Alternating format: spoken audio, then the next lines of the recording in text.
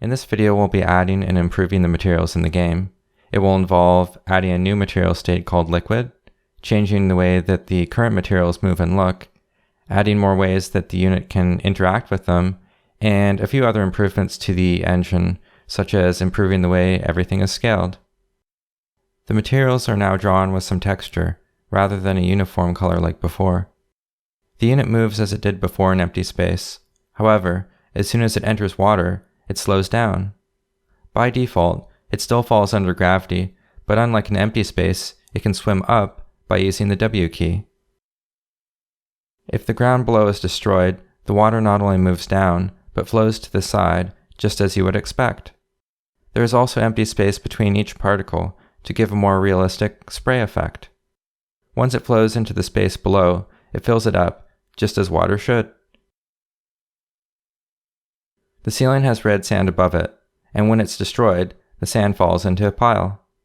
Because the sand is more dense than the water, it displaces it so that the water moves to the top and the sand the bottom. When projectiles are shot in the water, they don't immediately collide with it, but instead have a chance to do so over a specified range. This means that in this case, the unit needs to be closer if it wants to destroy the thin wall at the side.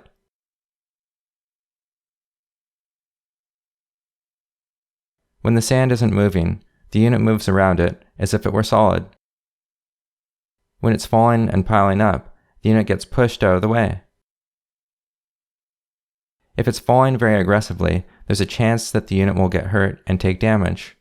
However, when it's more calm, it doesn't. If the sand falls on top of the unit, then it starts to take damage.